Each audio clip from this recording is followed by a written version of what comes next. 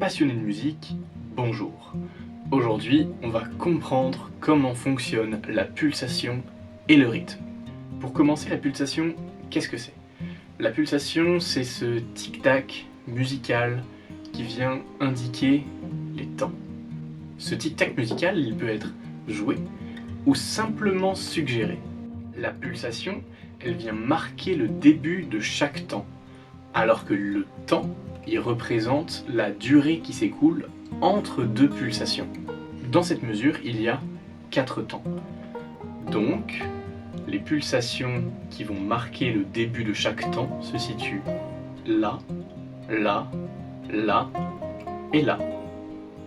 Chaque son et chaque silence ont une durée propre, une durée qui va se définir en fonction de la pulsation. Mais alors, l'objectif d'aujourd'hui, c'est de comprendre comment est-ce que le son se note, se lit en fonction de la pulsation. À titre d'exemple, voici les 7 figures les plus couramment utilisées, ainsi que leur équivalent en silence. Car oui, le temps n'est pas forcément fait avec du son. Il y a du temps qui passe sans qu'il y ait de son. On le note donc avec des signes distincts. De gauche à droite, chaque figure représente le double de celle qui suit. Par conséquent, une ronde équivaut à 2 blanches, une blanche équivaut à 2 noires, et ainsi de suite. La noire est couramment adoptée comme unité de mesure de référence.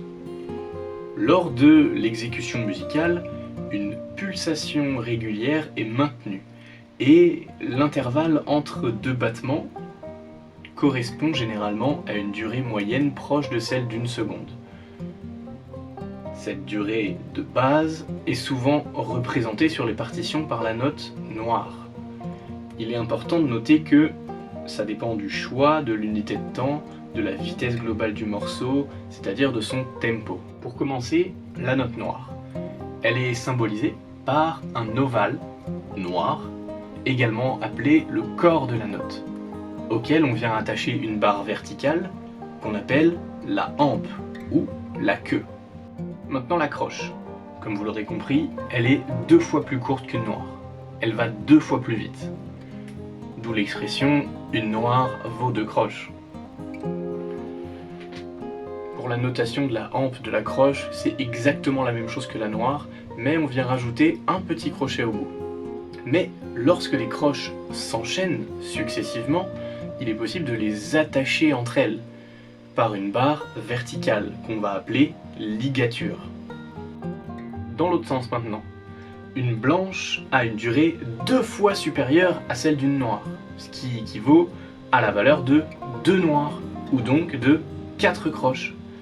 La représentation graphique de la blanche est exactement la même que celle de la noire, mais l'ovale va être évidé, donc en laissant un espace blanc, afin de marquer visuellement la différence avec la noire. Et maintenant, encore plus lent, on a la ronde, qui elle vaut 4 temps, c'est-à-dire 2 fois plus long que la blanche, 4 fois plus long que la noire. La ronde, c'est la note la plus simple à dessiner. C'est un ovale évidé sans hampe. Ensuite, la double croche. Une double croche, elle est 2 fois plus rapide qu'une croche, donc 4 fois plus rapide qu'une noire. Donc il faut 4 doubles croches pour faire autant de temps qu'une noire. Pour dessiner la double croche, c'est très simple. On fait exactement comme une croche, mais on rajoute un deuxième crochet. Pour ce qui est des croches qui sont attachées, on rajoute une deuxième ligature. Dans l'exemple qui vous est présenté actuellement, les 2 premières notes sont des doubles croches, car elles ont 2 barres qui sont reliées à leur hampe, alors que la 3e note n'a qu'une seule barre de ligature reliée, c'est donc une simple croche. Ensuite, la double croche, elle peut se diviser en triple croche, quadruple croche, quintuple croche, quand on veut aller vraiment très vite. Et pour ça, on rajoute simplement des crochets ou des barres. Maintenant, voici un petit exemple visuel et sonore un peu plus parlant.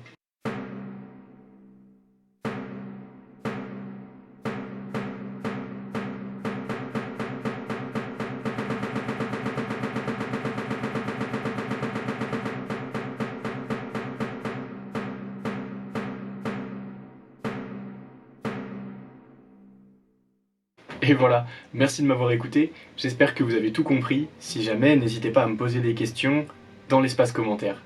Je vous dis au revoir, à bientôt, pensez à pratiquer.